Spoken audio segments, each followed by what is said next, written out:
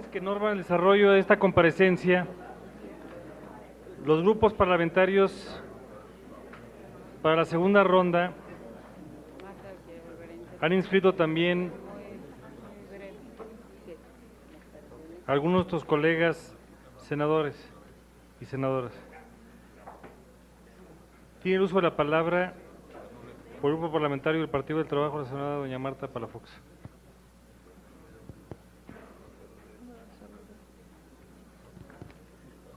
Bueno. ¿Sí se escucha? No. Si quieren cambiar por esto.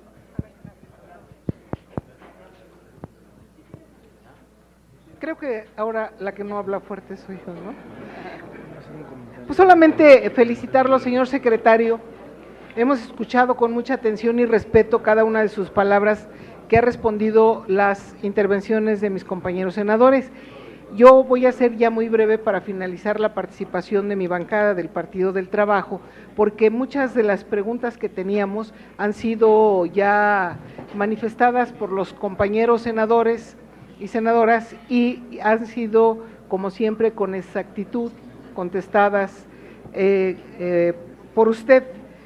Dentro de ellas era la pregunta que traíamos, que si había servido que el último viernes de cada mes se realicen las reuniones evaluativas.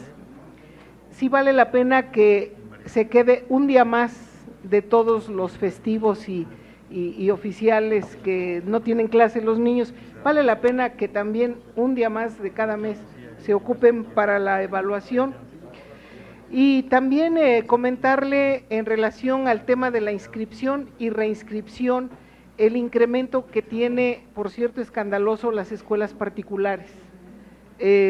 Solicitan insumos exagerados que no gastan los niños, obviamente, y bueno, aparte también las cuotas que solicitan para el mantenimiento de la escuela y algunos otros accesorios, se supone que ya van implícitos en la renta, en la colegiatura que cobran por el servicio que prestan, y adicionalmente le cargan a los papás.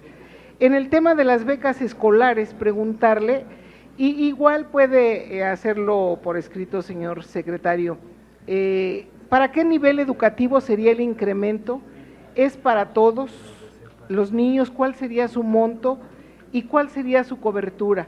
Porque luego, bueno, escuchan en los medios televisivos y piensan que es para todos, para el 100%.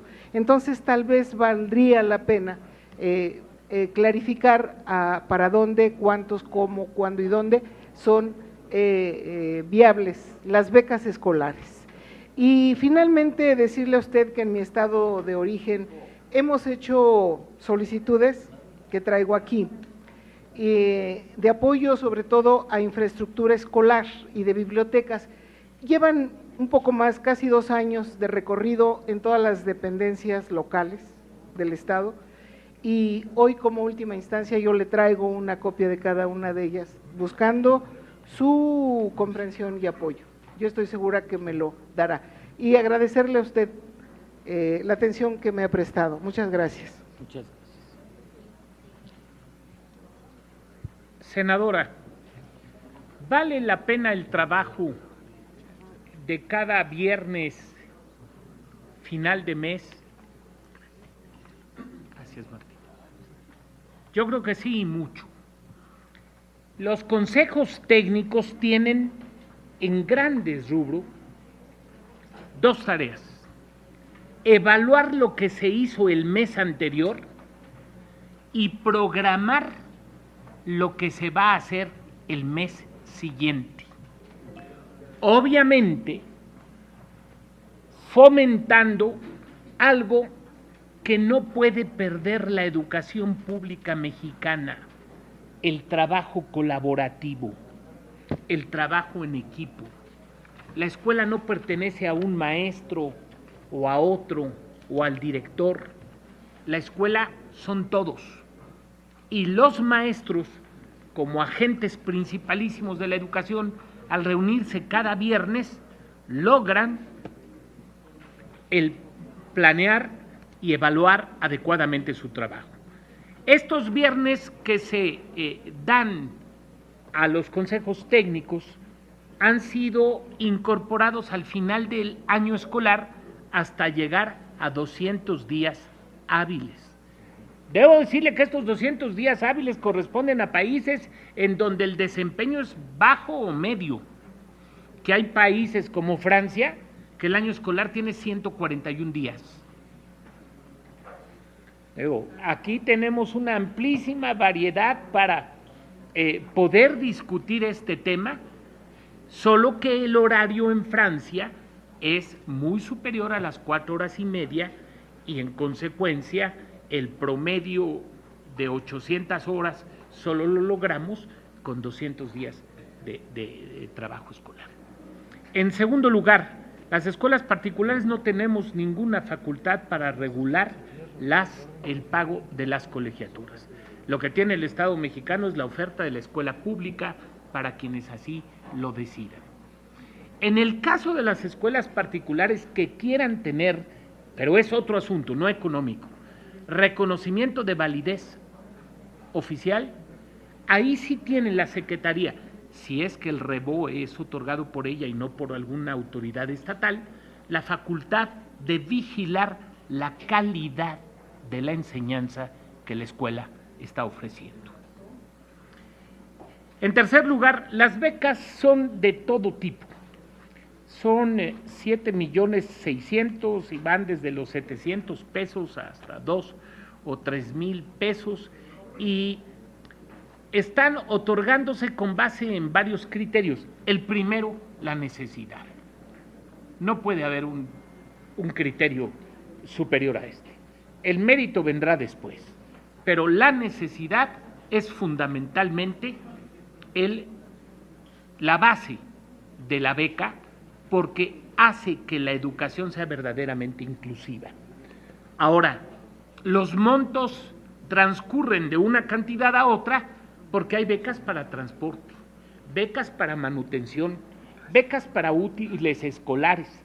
Nosotros estamos trabajando la posibilidad de que exista un programa nacional de becas con reglas que puedan ser asequibles a toda la ciudadanía y pueda de esta manera cada quien saber el tipo de becas al que puede aspirar su o sus hijos. Estamos trabajando en eso, pero ciertamente se han venido acumulando por distintas administraciones los tipos de becas que se otorgan. Pero esta administración ha hecho un incremento del ciclo 12-13 al ciclo 13-14 del 10% en el monto de las becas escolares. Y finalmente el INIFED. El INIFED también está descentralizado. Hay INIFEDs en los estados del país. No todos funcionan igual. Hay unos que tienen adeudos hasta de 900 o 1,000 millones de pesos desde 2011 y hay otros que han cumplido con el programa de construcción de manera rigurosa. Este es otro de los temas que tenemos que analizar en el nuevo acuerdo, ¿no? ¿De qué manera puede el federalismo ser compatible con una responsabilidad exigible en términos reales por parte de los servidores públicos, de los maestros, de los alumnos, de los padres de familia? La exigibilidad es algo fundamental para construir este nuevo acuerdo de federalismo, de modernización. Con gusto recibo su documentación y haré lo que esté en mis manos para promover soluciones sin que esto implique el juicio de esta comisión sobre la actitud proactiva que voy a adoptar. Gracias. Corresponde ahora al senador Carlos Puente, por el Grupo Parlamentario del Partido Verde Ecologista de México. Muchas gracias, senador presidente. Señor secretario, referente a la Ley General de Cultura Física y Deporte que este Senado de la República aprobó, en el año pasado 2013, la cual contiene disposiciones para garantizar la democracia, la transparencia y la rendición de cuentas, entre otros, en el uso de los recursos públicos destinados al deporte y a la eliminación de prácticas caducas o autoritarias dentro de las sesiones deportivas nacionales. Para garantizar la democracia en el deporte, la CONADE, a través del Consejo de Vigilancia Electoral Deportiva, considerado en esta ley, vigilará los procesos electorales de los órganos de gobierno y representación de las asociaciones deportivas nacionales. En materia de transparencia y rendición de cuentas, la ley establece que los estatutos de las asociaciones deben de contemplar órganos de administración y auditoría, normas sobre administración patrimonial y establecimiento de cuotas, así como procedimientos claros para la adopción de acuerdos. Asimismo, contiene mecanismos para la correcta fiscalización de los recursos públicos, así como garantizar un mejor aprovechamiento de los mismos a través de una política de evaluación de resultados. De esta forma, cualquier organismo público o privado relacionado con el deporte que reciba recursos del erario público deberá presentar a la CONADE un informe semestral sobre la aplicación de los mismos. Además, en esta ley se privilegió agilizar los apoyos que se destinan a las asociaciones deportivas.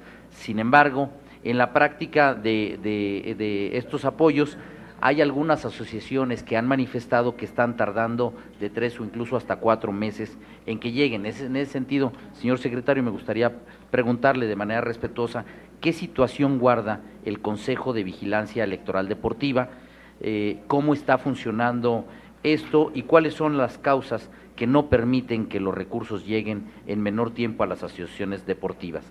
¿Qué acciones se pueden implementar para agilizar la asignación de dichos recursos? Por otra parte, en la misma ley se contempló la integración de un registro que nos permita conocer el número de atletas, asociaciones, sociedades estatales recreativo-deportivas, instalaciones y eventos deportivos, entre otros, el cual va a sentar las bases para diseñar estas políticas públicas en materia deportiva. Para lograr lo anterior, los estados, el Distrito Federal y los municipios deberán actualizar sus registros deportivos en coordinación con este Registro Nacional de Cultura Física y Deporte, llamado el RENADE. Así, este registro permitirá conocer la situación de la cultura física y deporte a nivel nacional. En ese sentido, me gustaría preguntarle si nos pudiera explicar un poco más sobre los avances de este registro, cuál ha sido la evolución del registro desde su creación hasta la fecha, y su visión y su opinión de cómo puede contribuir este mismo para diseñar la política pública en materia de cultura física y deporte. Por sus respuestas, muchas gracias, señor secretario. Muchas gracias, senador. El deporte, y permítame hacer una introducción a la respuesta, es algo más que una competencia o un ocio que fomenta la salud.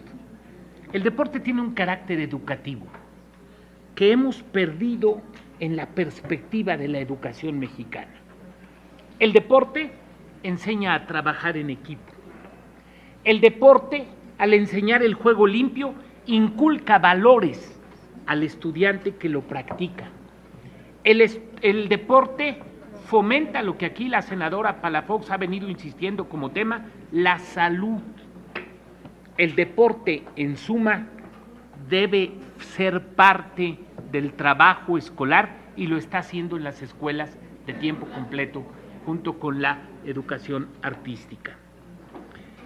La Ley General de Cultura Física y el Deporte estableció un Consejo de Vigilancia Electoral. Y ciertamente lo que usted ha dicho es absolutamente cierto. La tardanza de 4 y 5 meses en llegar a las asociaciones deportivas para verificar lo que los órganos internos deben rendir a manera de informe es una preocupación del sector. Pero también déjeme decir algo que quizá vaya a parecer difícil de que el secretario lo exprese. El deporte no debe tener una burocracia amplia, sino muy ágil y delgada, que permita contar con los elementos mínimos fundamentales para su organización, primero en las escuelas y luego en el alto rendimiento, o simultáneamente, pero debe ser parte de la educación integral del niño. Esta desburocratización del deporte es algo que lleva tiempo, porque usted, mejor que yo, lo sabe, en el deporte también a veces se confunden propósitos con intereses, y estos intereses no deben privar en las políticas públicas deportivas de México. Y finalmente, el Registro Nacional de Cultura Física tiene un punto débil, que es un registro voluntario.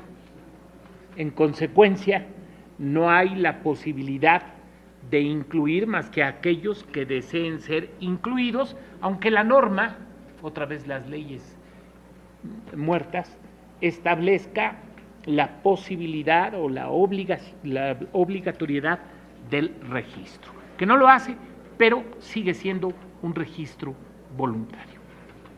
De manera que sus 3 o 4 preocupaciones creo quedan respondidas. Muchas gracias, señor secretario.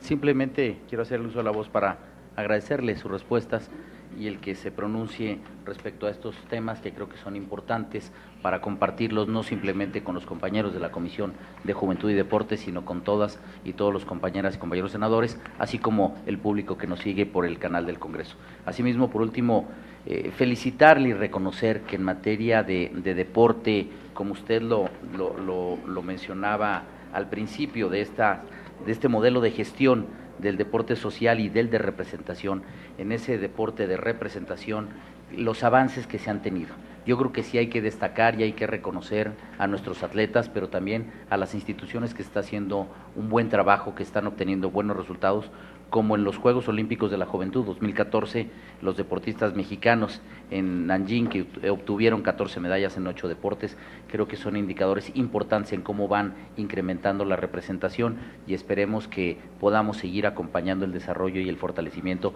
del deporte en esos dos sentidos, tanto en el social como en el de representación. Por su respuesta y atención, muchas gracias, señor secretario.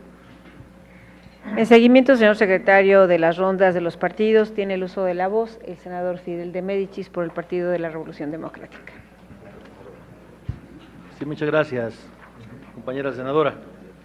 Pues bienvenido al Senado de la República, ciudadano secretario. Qué bueno que podemos hacer este acto republicano con motivo de la glosa del informe del ciudadano presidente. Quiero iniciar leyendo una máxima de Maquiavelo. Dice: no hay manera de evitar la adulación que hacer entender a los hombres que no existe ofensa al decir la verdad. Y resulta que, cuando todos pueden decir la verdad, faltan al respeto. Por tanto, un príncipe prudente debe preferir una tercera vía, rodearse de hombres de buen juicio.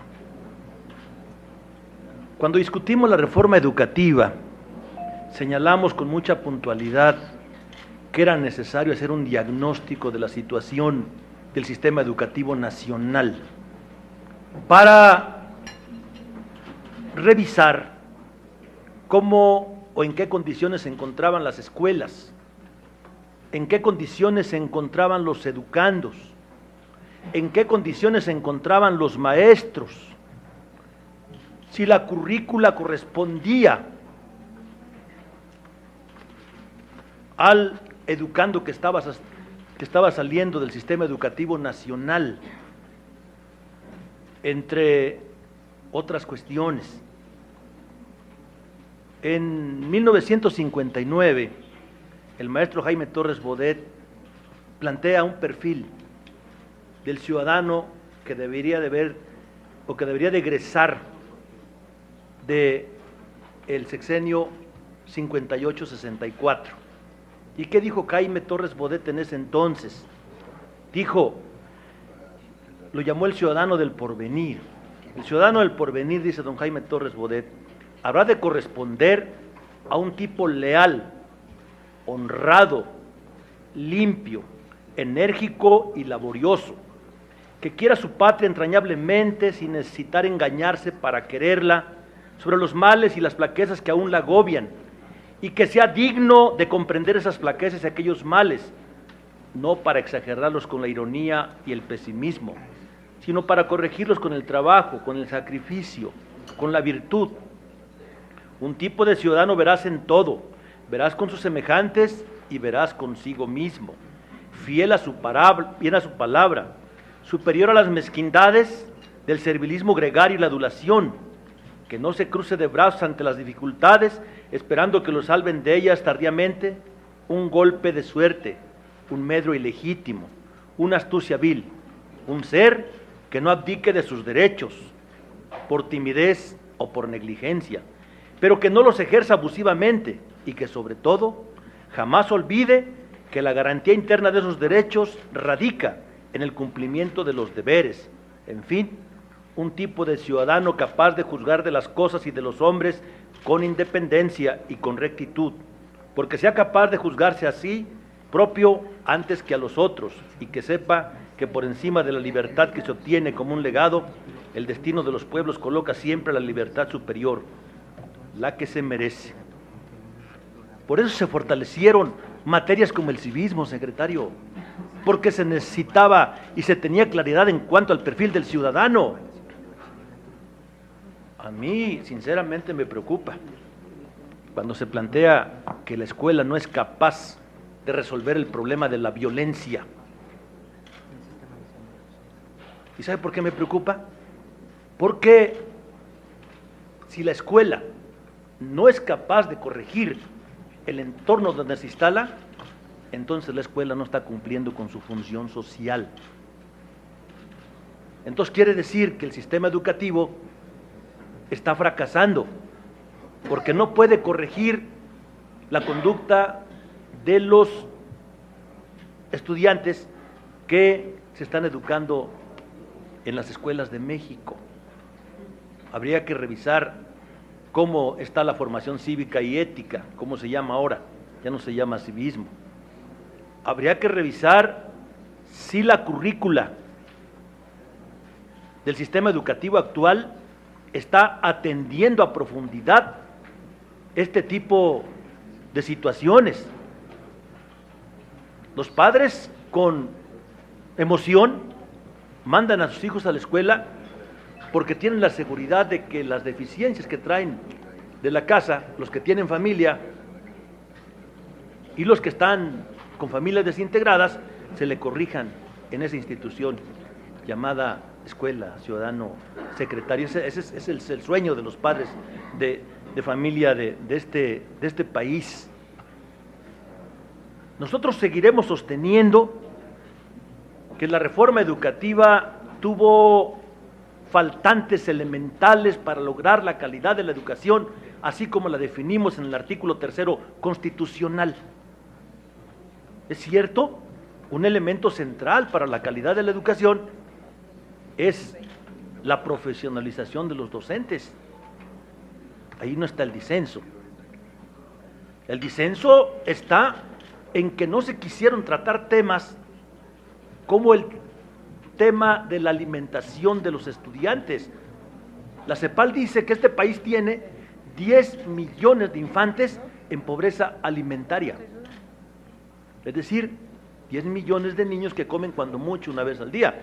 Imposible, imposible, ciudadano secretario, que aspiremos a tener educación de calidad con niños que no comen. Brasil, en el periodo del ciudadano presidente Lula da Silva, del año 2003 al año 2010, logró que 46 millones de niños brasileños comieran 2 veces al día, financiados por el Estado. Cuando revisamos en el tema de las escuelas de tiempo completo, la aspiración del gobierno de México, entonces decimos que es una aspiración muy pequeña para el tamaño del problema. 40,000 escuelas se pretenden cubrir con el tiempo completo durante el sexenio del ciudadano presidente Enrique Peña Nieto. Estamos hablando que en el 2014 se tienen atendidos 2.143.811 de un universo de más de 26 millones de niños.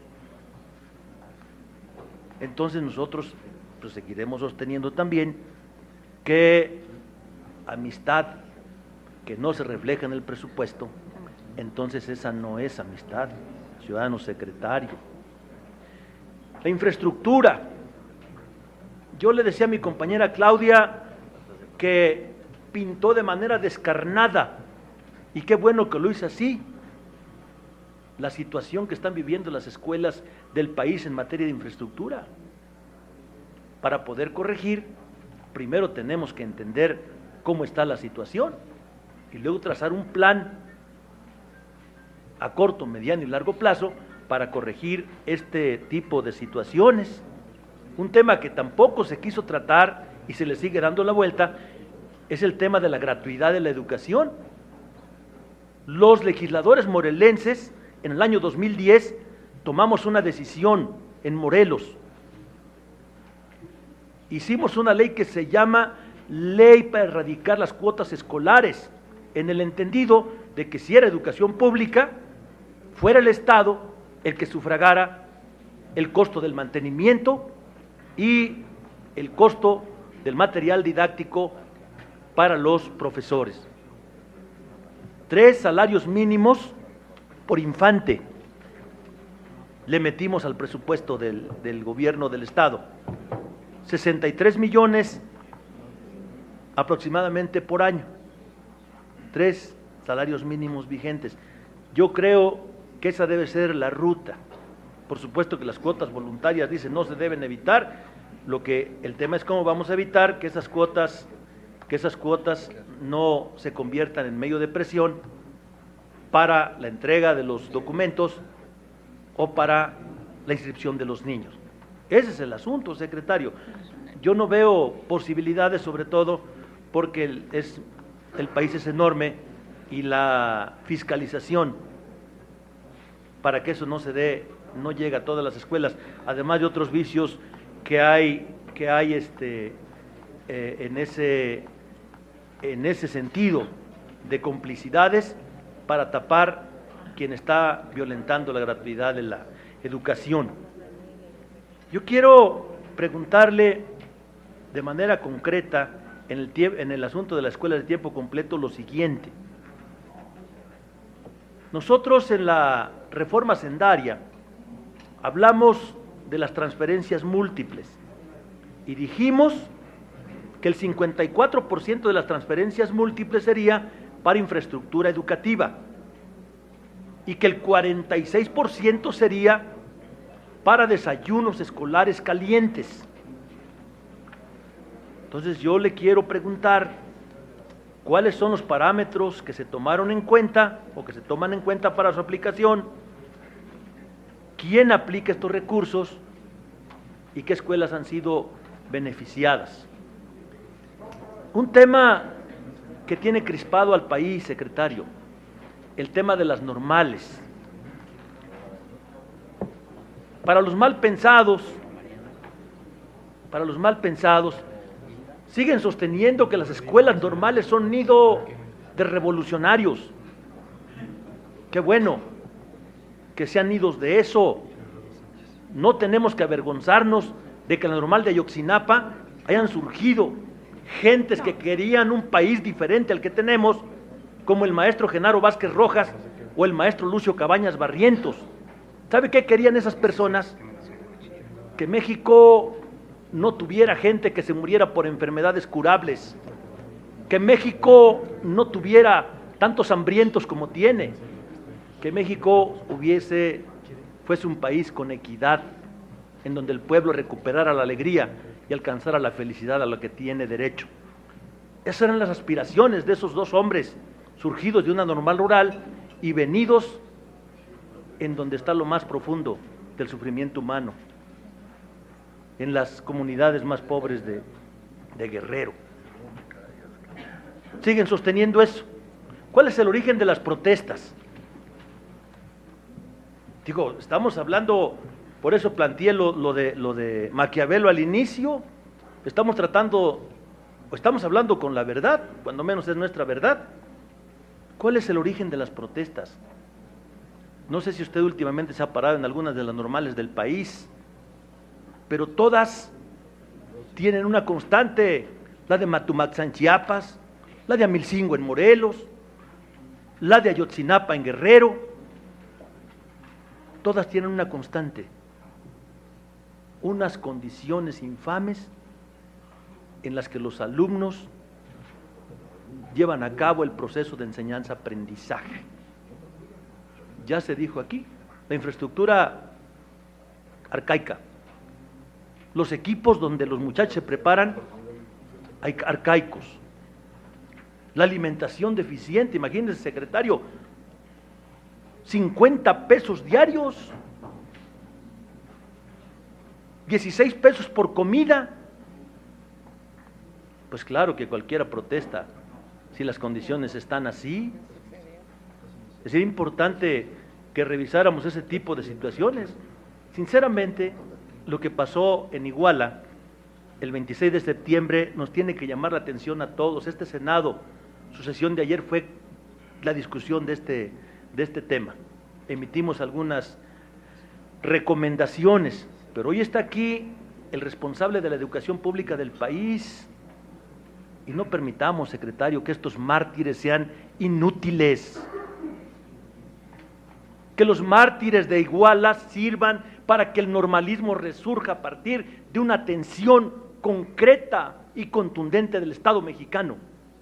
Requerimos maestros normalistas, aunque generen mentes revolucionarias.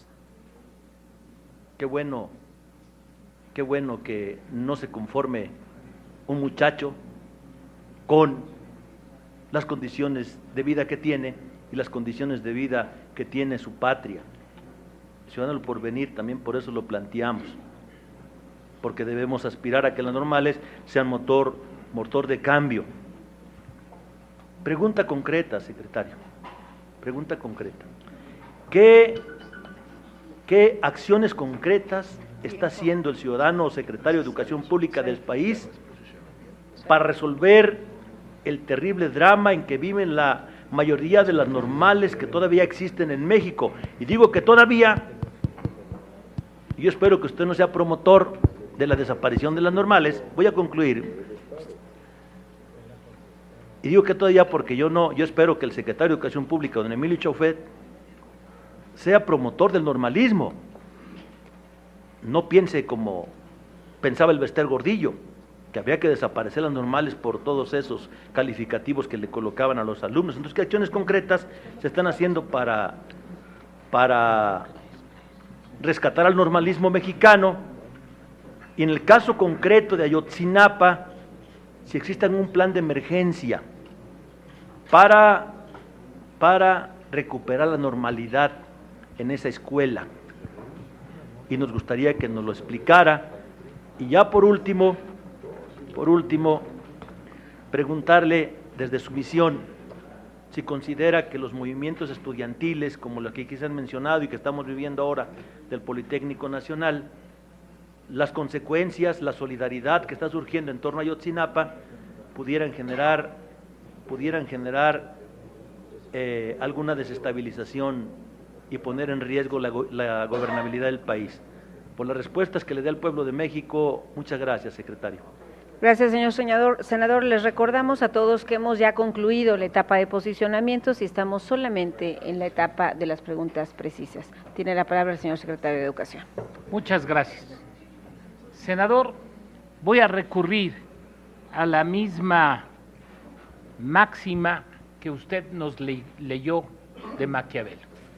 Voy a hablar con la verdad, aunque parezca que lastimo. Existe un diagnóstico del sistema educativo nacional.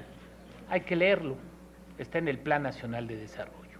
Pero también, quienes son maestros que han trabajado largos años en el aula, saben que la educación es dinámica, intensamente dinámica, y que los datos de un mes a otro cambian.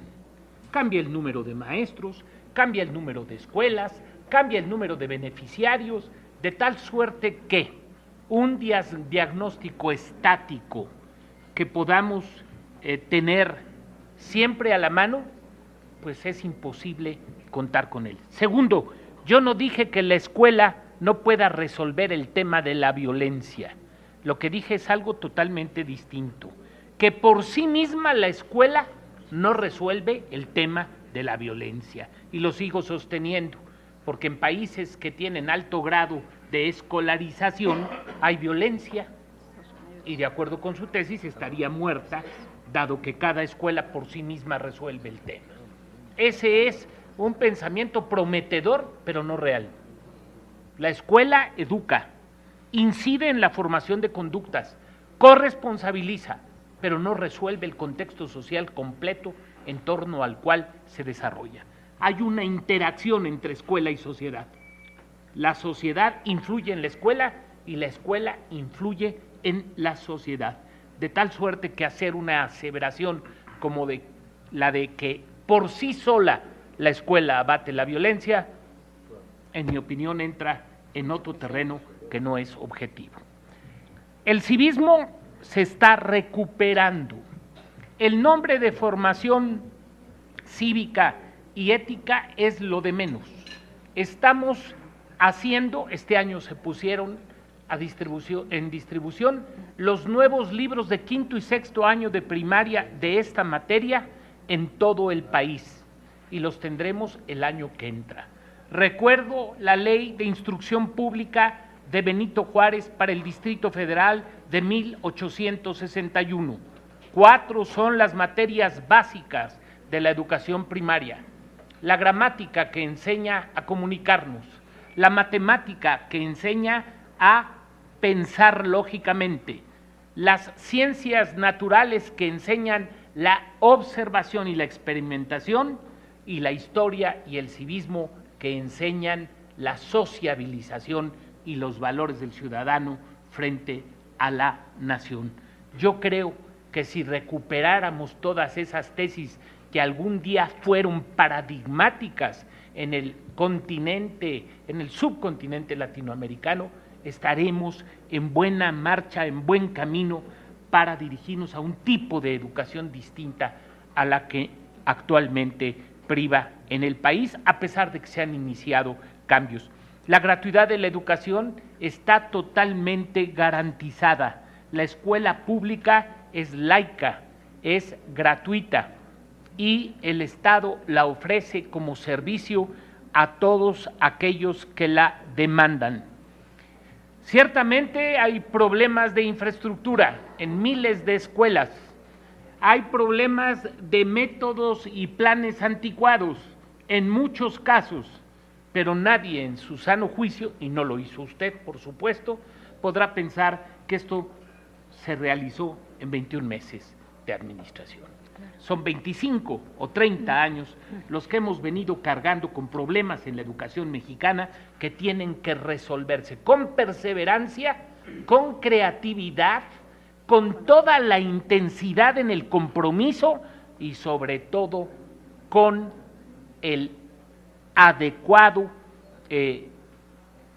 o la adecuada ubicación de las acciones en el tiempo, para que no caigamos en contradicciones ni en desperdicios, que de ello está llena la historia de la educación reciente en México. De las escuelas de tiempo completo, me hizo usted la pregunta concreta, más de la mitad tienen ya alimentos calientes. ¿Cuáles son los criterios? Vuelvo a insistir, los criterios aquí y en becas son la necesidad. ¿Y qué es la necesidad? La pobreza, la discapacidad y la educación indígena. Estos 3 ingredientes para mí son criterios fundamentales en la distribución del gasto educativo y tenemos que mitigarlos. También, volviendo a Maquiavelo, no se resolverá en 6 años, pero aspiramos a dejar establecidas las bases, los procedimientos, las estructuras, los métodos y el modelo educativo suficiente para atender estas carencias. En materia de educación normal, yo soy partidario de las escuelas normales. La prueba es, o el compromiso es, que no va a desaparecer ninguna, como se dieron desapariciones en el pasado, no sé cuándo, más de 10, 15 años, los que sean. Pero las escuelas normales van a recibir todo el apoyo del presidente Peña porque cree en el normalismo. Y también creemos, sin que esto signifique mengua en esta convicción, en la corresponsabilidad. Se puede ser revolucionario, se puede ser absolutamente lo que se quiera hacer ideológicamente, pero no se puede ser irresponsable. Tiene que haber corresponsabilidad entre el educando, el profesor, el gobierno, los padres de familia, los medios de comunicación, la sociedad, para lograr que el normalismo repunte y vuelva a ser lo que fue durante muchos años del siglo XX, el gran crisol donde se formaron los maestros que hicieron a México. Y finalmente, en Ayotzinapa obviamente nos consterna, y toda la solidaridad de la Secretaría de Educación Pública está en torno a quienes han resultado afectados, a los deudos, para ponernos a disposición de ellos en términos absolutamente rasos, sin condiciones. Cuando el senador Corral me decía que debe haber una competencia proactiva, la competencia no es proactiva, la competencia es legal, lo dice el 16 constitucional. Entonces, si yo no tengo discrecionalidad para decir si entro a ayudar ahora o mañana, el tema es local, de acuerdo al acuerdo de 1992, y estoy a las órdenes de la autoridad educativa de Guerrero, porque son las instrucciones que me ha dictado el presidente de la República en el ámbito de mi competencia para actuar en este lamentabilísimo suceso. La muerte de un mexicano enluta al país. La muerte de estos mexicanos nos conmueve absolutamente a todos. Yo creo que Ayotzinapa no debe repetirse jamás. Gracias. Para el uso de su derecho de réplica tiene por 2 minutos el uso de la palabra el senador de Muchas México. gracias, senadora. El Plan Nacional de Desarrollo. Nosotros, desde la izquierda, sostenemos, secretario, esas son las diferencias que tenemos que debatir. Por eso este ejercicio republicano, déjeme decirle que no tan acartonado, nos está ayudando para que expongamos de manera clara frente a la nación los pensamientos con contundencia. Se aspira a que el Plan Nacional de Desarrollo sea una consulta nacional de a de veras. No se da así, desafortunadamente, y tampoco hay un seguimiento estricto del plan. Por eso se les llaman modas sexenales. Lo que usted acaba de decir, de sentar las bases, ese es un elemento central para una política que tenga continuidad al margen de quien llegue al gobierno. Eso es necesario y elemental. En el tema de la consulta que se hizo por mandato de la Constitución en uno de sus transitorios a nivel nacional, cuando nos reunimos, nosotros le sugerimos que se llevara a cabo a partir de involucrar a las escuelas y luego las zonas y luego a los municipios, luego a los estados y finalmente llegar a un gran foro nacional después de haber pasado por todos esos procesos. Pero bueno, ya está hecho, queremos compartirlo y por supuesto que si tenemos que hacer alguna aportación la vamos a hacer con mucho gusto una vez que se nos entregue este documento. La escuela efectivamente no resuelve al 100%, pero es determinante su intervención para reorientar las conductas de quienes andan mal, secretario. Te lo digo por mis más de 25 años de docente. Y por último, el tema de la gratuidad es un asunto central. La OCDE nos tiene como uno de los países con más alta deserción escolar. ¿Y cuáles son los elementos que inciden para que un muchacho se vaya de la escuela? Los niveles de pobreza que tienen muchos mexicanos y mexicanas, que no les alcanza para comprar los útiles, que no les alcanza para pagar la cuota y que no tienen para la alimentación. ¿Y cuál es la decisión que toman los padres? Pues sacar al muchacho de la escuela. Por eso ponemos el ejemplo de Morelos, ojalá y lo revise, para que usted vea que sí se puede garantizarle, sobre todo a los más pobres, que la educación cumpla con ese precepto que usted mencionó, que viene en el tercero constitucional, que la escuela sea laica, que la escuela sea gratuita, entre otros planteamientos que se hace el tercero constitucional. Muchísimas gracias, secretario. Gracias. Bien, siguiendo con el orden, le pediría al senador Daniel Ávila Ruiz que haga uso de la palabra en representación del Partido Acción Nacional.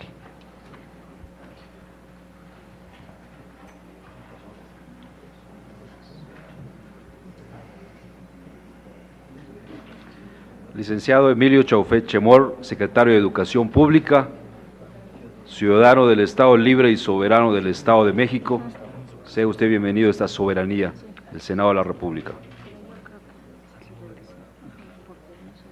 En un contexto de expansión de las tecnologías de la información y la comunicación, es importante conocer las cifras referentes a su uso en la educación, porque nos permitirán inferir qué tanto las usan los alumnos y el desarrollo de las competencias digitales, indispensables ahora no solo en los ámbitos educativos, sino también en los mercados laborales.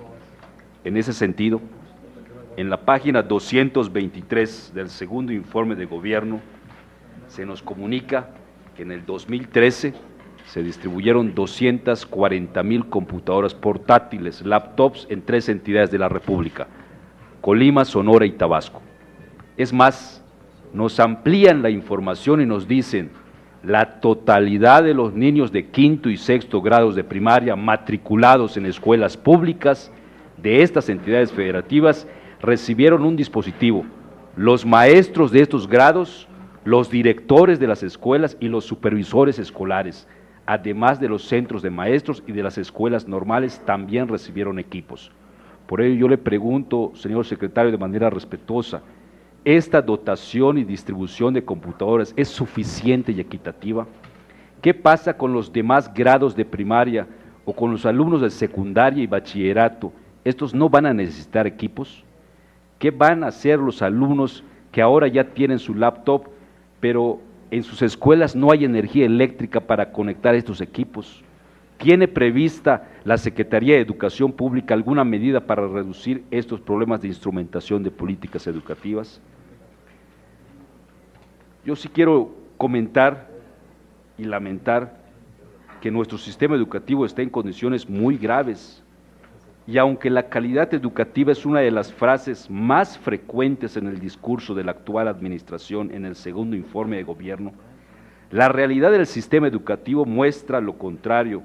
Para dar un ejemplo, basta con referir los resultados de la evaluación de ingreso al servicio profesional docente, donde 6 de cada 10 maestros resultaron evaluados como no idóneos en educación básica, mientras que 7 de cada 10 obtuvieron el mismo resultado en la educación media, y mientras que nos informan que se impulsaron 23,000 planteles en el programa de escuelas de tiempo completo, 2,600 en el programa de escuelas dignas, con base en cifras oficiales, una institución, Mexicanos Primero, desnudó el desorden de nuestro sistema educativo.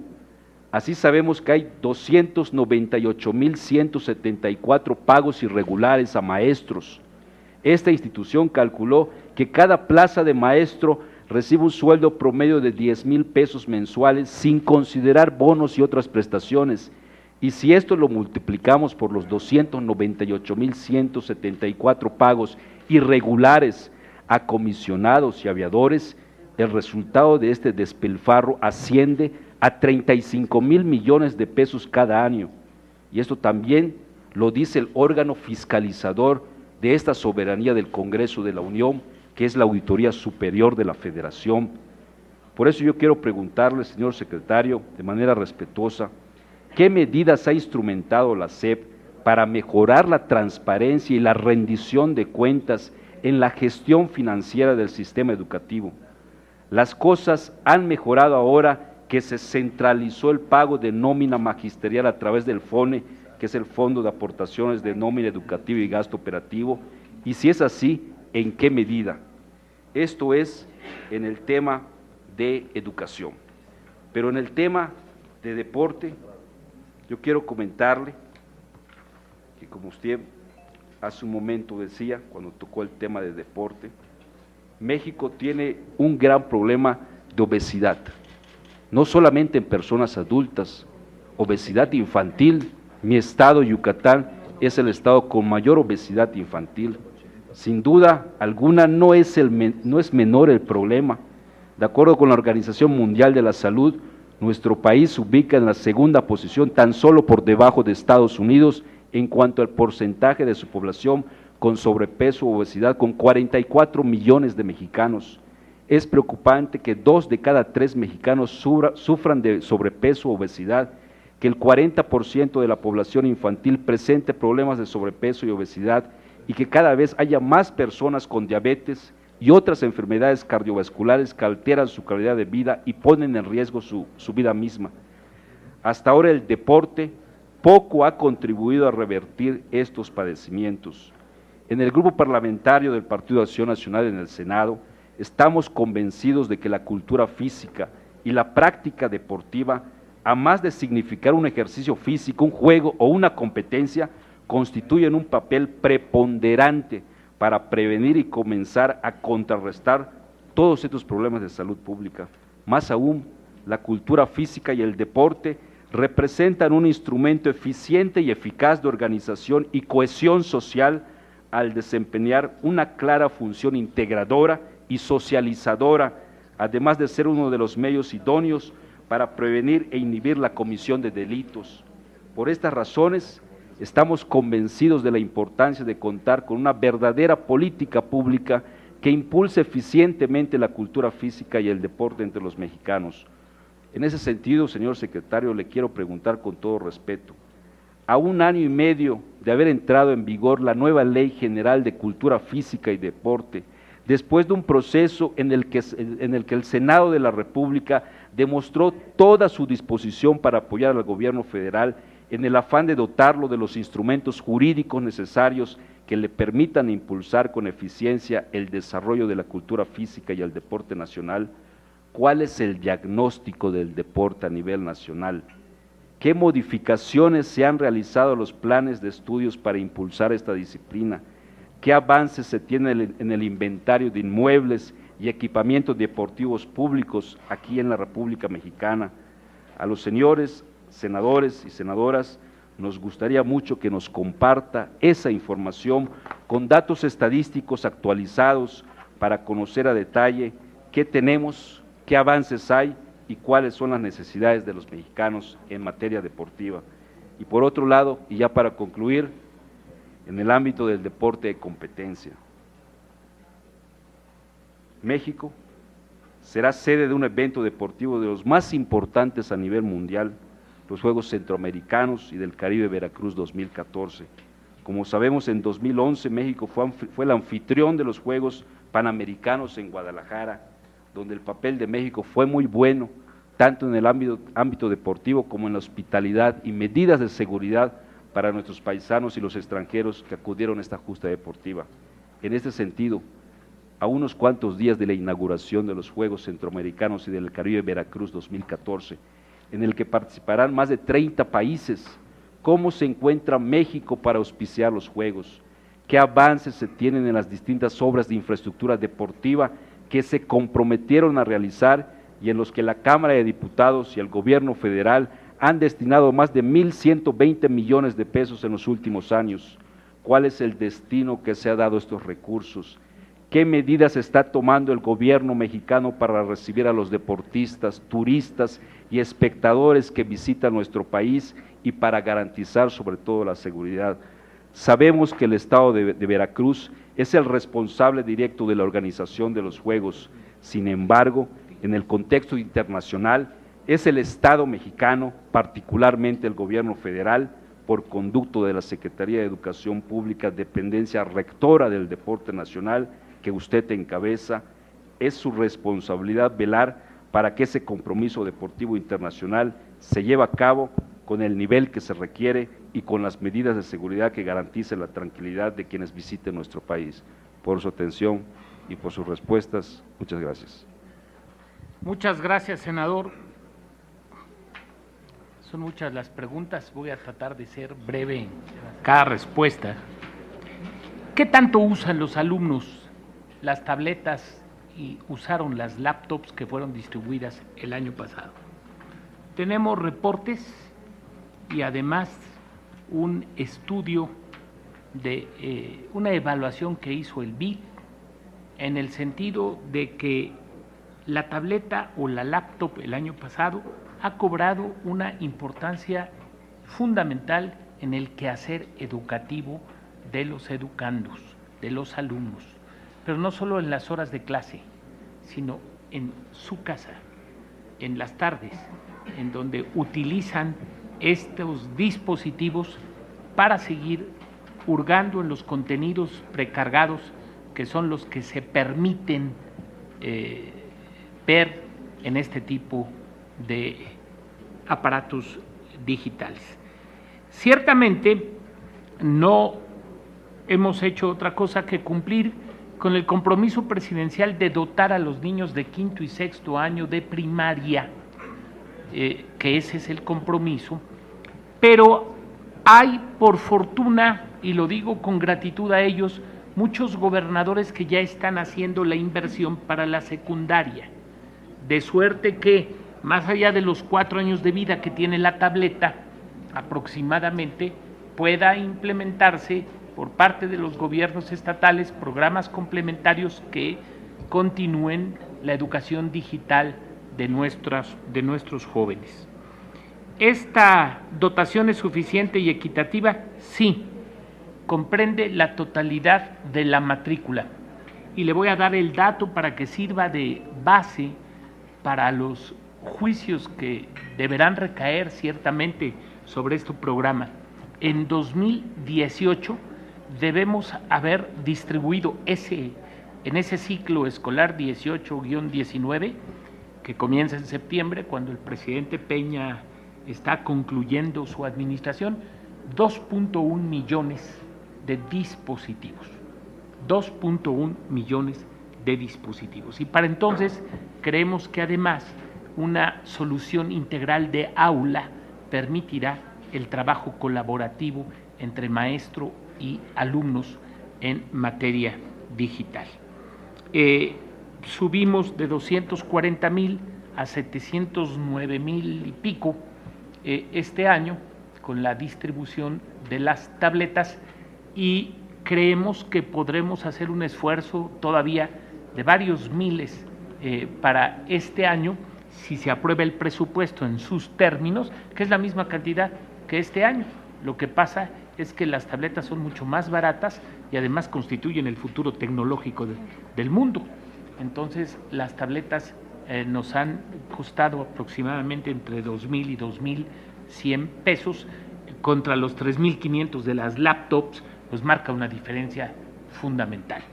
Quiero decirle que en relación al censo y a los datos, pues evidentemente el INEGI los ha desmentido.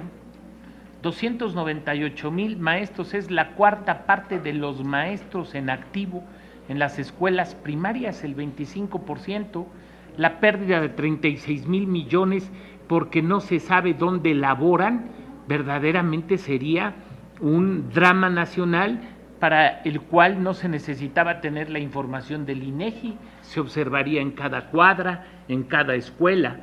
Lo que pasa es que el INEGI hizo un análisis de esa cifra captada bajo el rubro de no se sabe dónde laboran, y después de hacer un severo análisis de esta cifra, nos hemos quedado con 4.200 maestros que no están ubicados, independientemente de que la cifra habla también de 5.900 comisionados.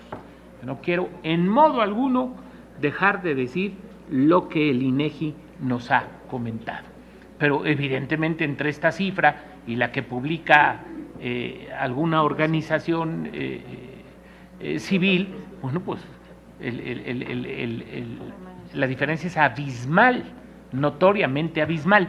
El INEGI, cuando dio estos datos, que por cierto se negó 3 veces a darlos, bajo la misma razón que la SEP se negó a darlos, porque estaban mezclados en greña con la nómina, y de acuerdo al artículo 73 de la Ley de Contabilidad Pública, no es posible darlos a conocer. Mientras la ley no se cambie, tenemos que cumplirla. Sin embargo, parece ser que alguien del INEGI dio esta información, excluyendo la que está prohibida ser del conocimiento público, y hoy tenemos en el atlas que el INEGI y nosotros hemos puesto en la red un volumen de 77% de los datos censales, de suerte que están a la disposición de todos. Y por último, yo quisiera sobre este punto del censo y toda esta maraña que se hizo en el sentido de que la Secretaría de Educación Pública ocultaba los datos, hacer la pregunta siguiente, no a usted, la dejo en el aire, por supuesto, con mucho respeto. ¿Y para qué quería ocultar los datos la Secretaría de Educación como si fuera la responsable de que 298,000 maestros, según esa inferencia, fueran parte de 21 meses de gobierno? No tiene ningún sentido que la Secretaría oculte los datos que ella, por instrucciones del presidente, en cumplimiento del mandato constitucional, ordenó hacer al INEGI.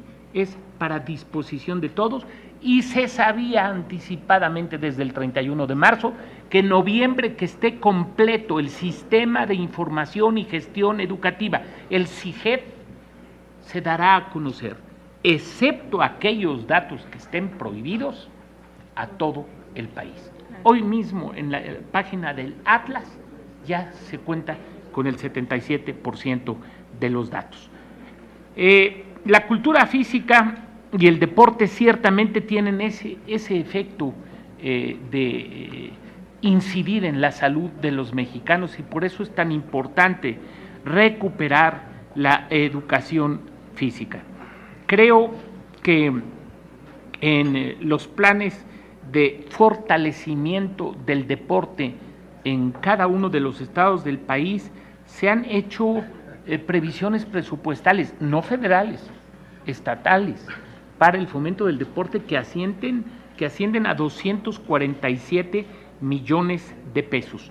Para el próximo año nosotros tenemos un presupuesto para CONADE de 3,000, casi 4,000 millones de pesos, y creo que en este sentido la capacitación de maestros de educación física que fueron desapareciendo en el tiempo tienen necesariamente que ser restituidos en su rol, en su papel pedagógico dentro de las escuelas. Finalmente, quiero decirle que para los Juegos Centroamericanos estamos listos. Usted hablaba de 1,200 millones, hemos ejercido un poco más entre el fideicomiso federal y los recursos estatales. Son 1,340 millones de pesos, por ejercer 479 millones más, y estamos listos para esta gran fiesta del deporte centroamericano. Las preguntas que haya yo omitido y no fueron intencionalmente serán respondidas por escrito. Muchas gracias a usted. En el uso de tiempo de réplica del Partido Acción Nacional, la senadora Mariana Gómez del Campo. Muchísimas gracias, senadora. Bienvenido, señor secretario. Primero, pues quisiera hacer referencia a la iniciativa preferente enviada por el presidente de la República, que celebro se haya mencionado ya el tema del acoso escolar, mejor conocido como bullying. Como usted sabe, y se lo planteamos a un grupo de senadores en su oficina hace algunos meses, el interés de poder tener una ley específica para el tema. Yo creo que después de aprobada esta iniciativa preferente y de haber además engrosado un poquito la parte del acoso escolar, ahora se requiere legislación secundaria. Hoy, desafortunadamente, pues dentro de lo aprobado podrían hacerse de la vista gorda los maestros, los estudiantes, los padres de familia. Sí creo que se requiere encontrar los mecanismos, los cómos para esta legislación y que verdaderamente ayude a combatir el acoso escolar. Soy una convencida de que debemos hacer un esfuerzo en México para que el acoso escolar deje de ocupar ese penoso primer lugar, de acuerdo a datos que dio a conocer la OCDE, no nada más primer lugar en acoso escolar, sino también en obesidad infantil, en diabetes. Yo espero que dejemos de tener algún día este penoso primer lugar. Y yo quiero hacer segunda aquí. Me gustó mucho que usted dijera en su intervención que la primera escuela es la casa. Esto me parece crucial. No nada más trabajar con las escuelas, sino también trabajar con los padres de familia. Yo sé que en los 15 puntos que usted dio a conocer ante los medios de comunicación se habla de las escuelas para padres de familia, la ley habla de talleres para padres de familia, pero a mí sí me gustaría que hiciéramos un esfuerzo en este sexenio para que de manera específica se puedan tener escuelas para padres de familia. Si nosotros no recuperamos los valores que se han ido perdiendo, si no vamos y pensamos en la reconstrucción del tejido social, va a ser muy difícil que podamos combatir la violencia, y por eso tenemos pues el caso que ahora pues nos entristece, nos preocupa y nos ocupa a todos los que nos dedicamos a esto, que es el caso Guerrero. Yo quisiera, secretario, que revisara esta legislación, estas iniciativas de ley que han sido presentadas por todos los partidos políticos. Hay diversas iniciativas que están ya en la Comisión de Educación y en algunas otras comisiones, para que no echemos en saco roto el tema del acoso escolar y no creamos que solamente con lo aprobado en la iniciativa preferente pues vamos a lograr combatirlo. También, y por último, mi experiencia con el tema del acoso escolar. Yo recibo muchas denuncias y he hecho un esfuerzo por canalizar estas denuncias hacia los inspectores de educación, concretamente aquí en la Ciudad de México.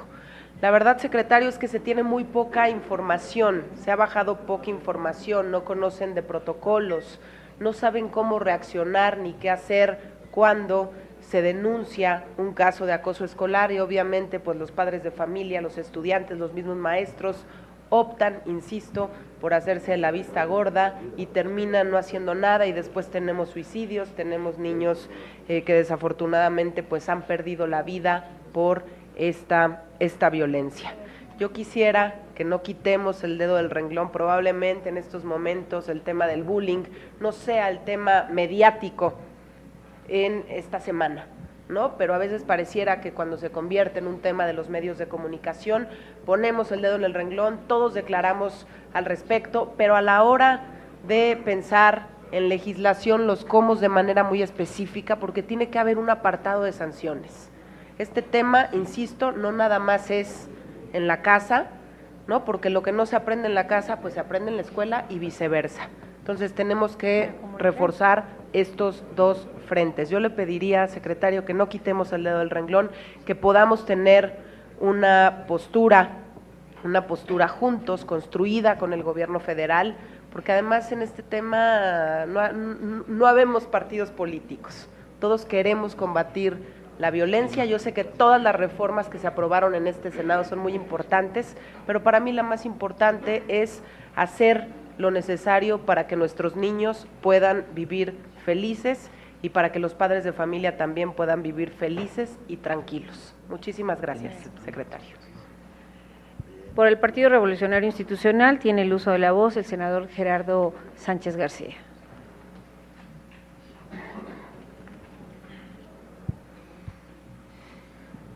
Estimado señor secretario, don Emilio Chuaifet Chamor, es un gusto saludarlo nuevamente en el Senado de la República. Un reciente ensayo publicado en la revista Nexos de Joaquín Villalobos, intitulado El infierno al sur de México, señala que en poco más de medio siglo los centroamericanos, El Salvador, Nicaragua, Honduras principalmente, han sufrido 12 golpes de Estado, una revolución, 4 guerras, un genocidio, una invasión estadounidense, 18 huracanes y tormentas tropicales y 8 terremotos. Con la llegada de la paz y la democracia, sus economías han comenzado a basarse en la exportación de personas y en la recepción de remesas. Lo anterior ha generado más refugiados que los ocasionados por las guerras y los desastres naturales. Más de 6 millones de nacionales de esos 3 países, que representan el 13% de la población de la región, ha cruzado por México para llegar a los Estados Unidos. En este contexto, estalló la crisis humanitaria provocada por la huida de decenas de miles de niños, como una señal de que estos países están tocando fondo. La desintegración de familias y comunidades ha generado una delincuencia implacable y feroz que domina los barrios pobres, colocando a la gente ante la disyuntiva de huir o morir. ¿Por qué señalo lo anterior, señor secretario? Porque México se enfilaba de manera pronunciada a una situación de esa naturaleza. Por fortuna, se quiera o no, en México, con el gobierno del presidente Enrique Peña Nieto, hemos logrado detener esta pendiente, impulsando el cambio estructural de nuestra nación, que más temprano que tarde nos hará un país más próspero, seguro y con más oportunidades para todos. No reconocerlo es un acto de mezquindad. Dentro de este cambio estructural con reformas de gran calado, está la reforma educativa. En el segundo informe del presidente dijo: la mayor contribución que puede hacer un país en favor de sus niños y jóvenes es brindarles las herramientas y conocimientos necesarios para abrirse camino y triunfar en la vida. Por ello, era inaplazable transformar la educación en México. En ese sentido, el programa México Cultura para la Armonía ha sido una estrategia de gran apoyo a los programas nacionales para la prevención social de la violencia y la delincuencia. Así, los proyectos culturales constituyen instrumentos indispensables para la atención y desarrollo de comunidades que presentan mayores problemáticas en el tejido social. Los avances son significativos, ya se han hecho mención aquí. Sin embargo, vale la pena puntualizar estos, donde destaca un nuevo Sistema Nacional de Evaluación, censos de escuelas, maestros y alumnos con acceso abierto a toda la ciudadanía, nuevos programas, etcétera, etcétera. No obstante, señor secretario, es fundamental atender la trascendencia de la reforma educativa y los pasos que se están dando para consolidar un sistema educativo acorde con la nueva realidad que México está construyendo para el futuro, o como usted mismo lo ha señalado en su intervención. La reforma educativa es área de perseverancia y apertura, no de dislocamiento e intolerancia, de acuerdo y disenso, de crítica dura y propositiva, de debate pero no de aniquilamiento, de abolición del paternalismo y de viejas prácticas autoritarias para dar surgimiento a un cambio en el que se aprenda a aprender y a convivir. Lo anterior tiene que ver con una nueva cultura social y democrática, donde los jóvenes se formen en un sentido de defensa de identidad, de sus valores y de su sentido de pertenencia, o como lo describe Fernando Savater. Y lo señalo porque es un gran pedagogo y un gran ideólogo iberoamericano, pero sobre todo porque ha tenido importantes charlas también con el señor secretario de Educación. La educación es una necesidad social y democrática, no un proyecto meramente familiar. Y eso es lo que deben financiar los fondos públicos y la escuela de todos. La pregunta, señor secretario, que le formulo es si estos coletazos del huevo de la serpiente, Michoacán, Guerrero, Tamaulipas, etcétera, que por desgracia todavía permean en nuestro país, que sin duda obstaculizan la marcha ascendente de la República, ¿es posible combatirla con esta nueva cultura educativa que desde la SEP se viene impulsando y que no hay la menor duda de que la educación es un pivote importante para la transición política y para el desarrollo de los países que aspiran a tener una mejoría en todos los sentidos? Le agradezco muchísimo su respuesta y quisiera aprovechar para una reflexión solamente. Es en torno a que mucho se ha hablado de la posibilidad de dotar de un régimen de legalidad y legitimidad al Consejo Nacional para la Cultura y las Artes. Si debe de ser una secretaría, entre otras ideas. Me gustaría conocer su punto de vista porque hay varias iniciativas en torno a cómo podríamos darle una mayor relevancia al tema de la cultura en nuestro país. Y hablando de lo que usted nos comentaba, señor secretario, del federalismo cooperativo o de la fuerza transformadora de educación que señala el presidente Peña.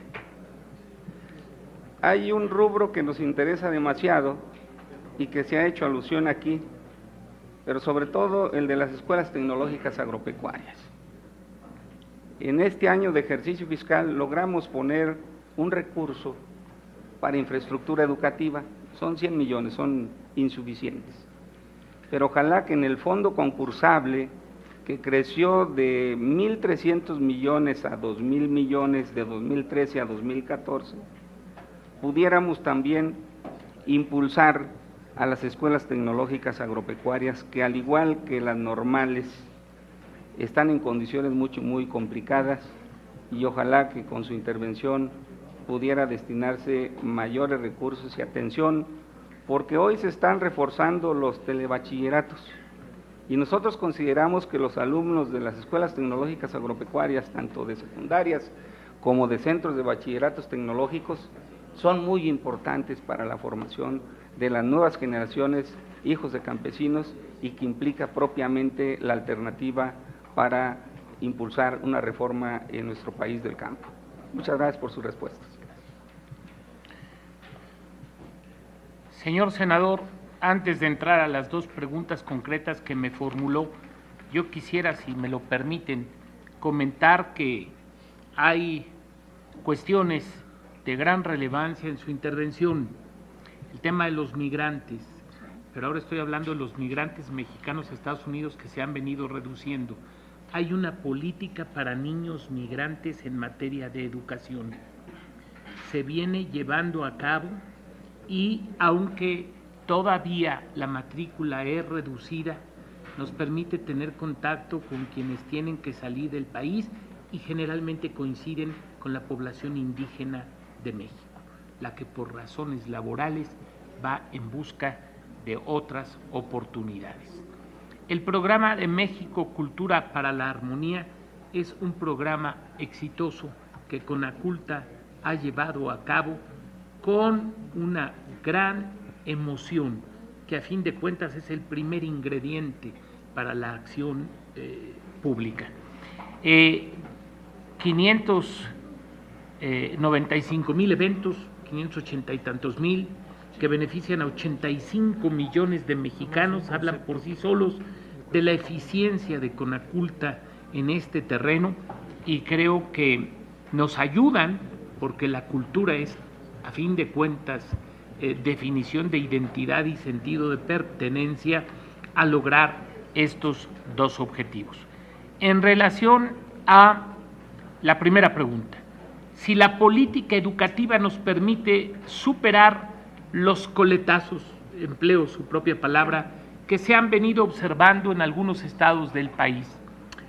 Dicen los físicos que inercia es la resistencia que tiene un cuerpo para cambiar de su estado de reposo a movimiento o a la inversa.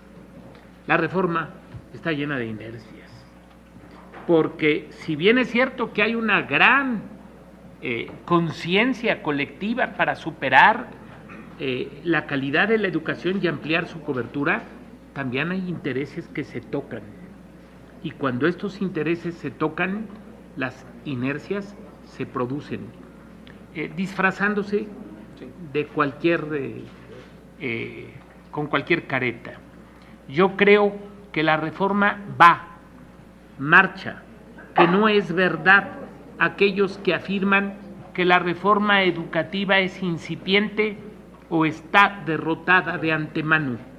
El presidente ha destinado recursos, ha estructurado nuevos organismos como el INE a través de iniciativas para que la reforma sea un proceso de transformación, y voy a agregar la palabra porque tiene que ver con ese papel fiscalizador que aquí se dijo tiene el Congreso, un proceso de transformación verificable.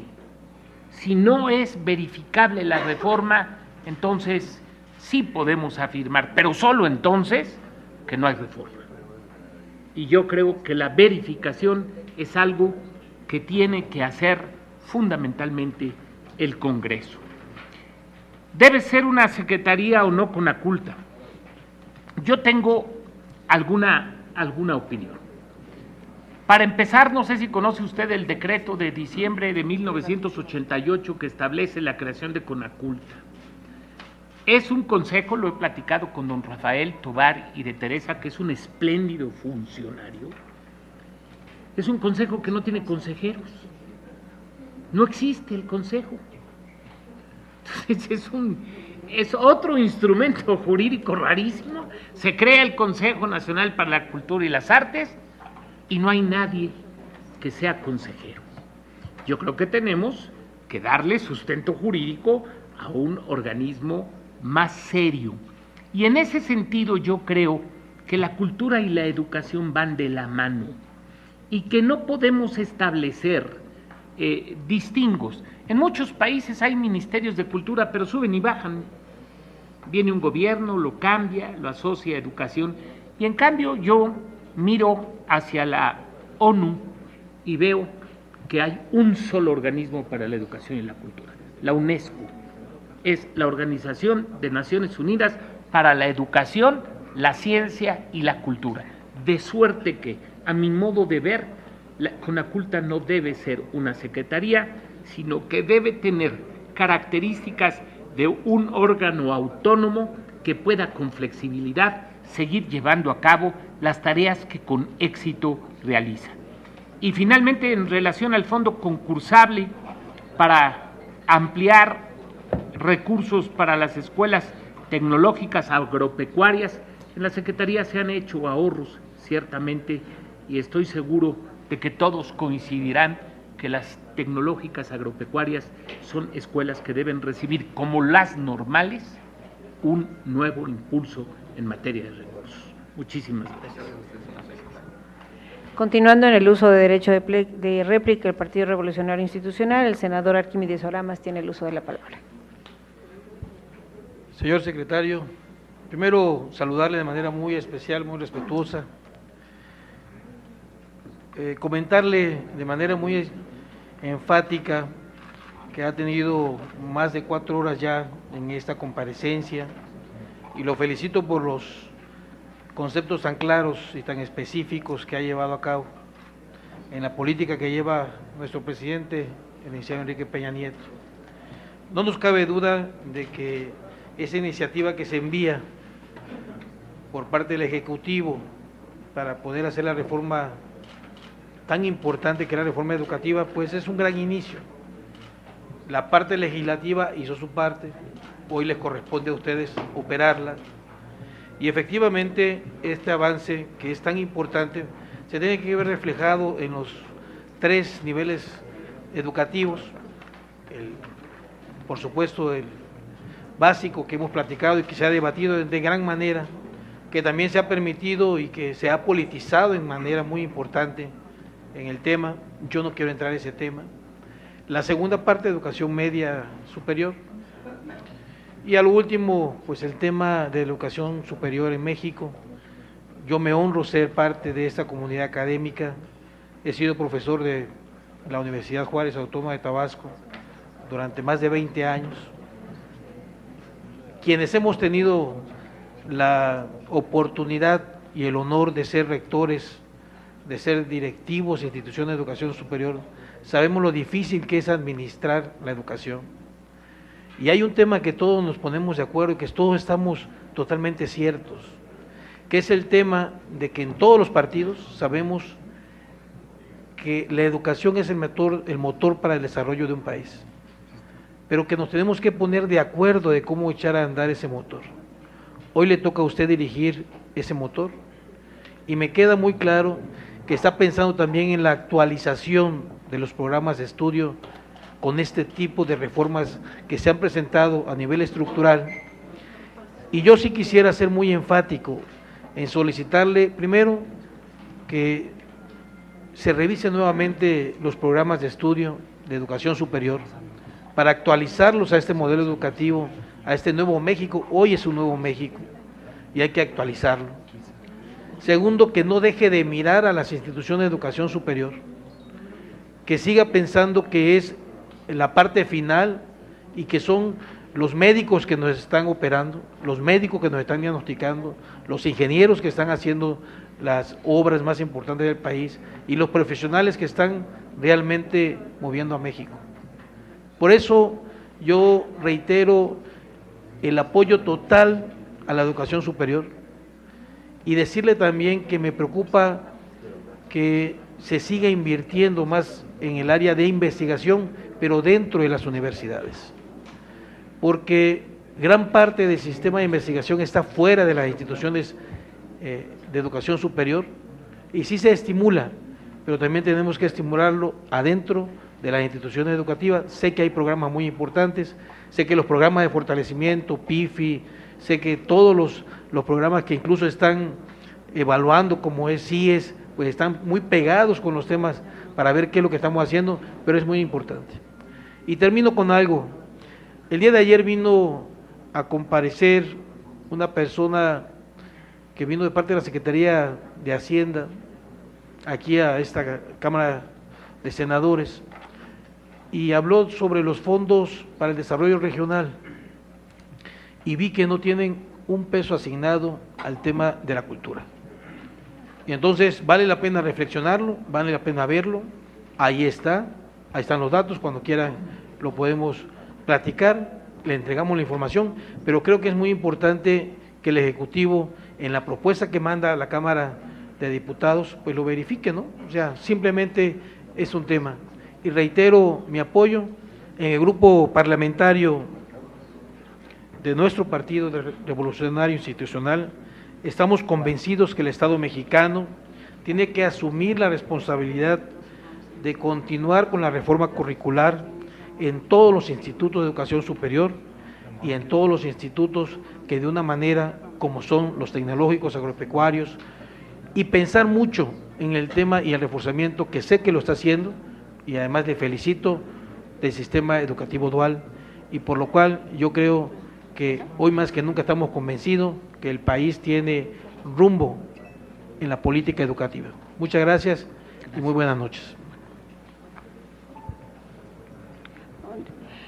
Señor secretario, continuaremos con una tercera ronda en donde le preguntaría al representante del Partido de la Revolución Democrática si quiere hacer uso de su derecho o continuamos con el resto de los grupos inscritos. ¿No? Entonces le pediríamos al Partido de Acción Nacional que pueda hacer uso de la voz. Secretario, muy bienvenido a esta comparecencia. Y quisiera sí repetir ciertos datos que me parecen pues, muy graves y preocupantes. La Organización Mundial de la Salud considera que México ocupa el primer lugar en número de niños obesos en el mundo.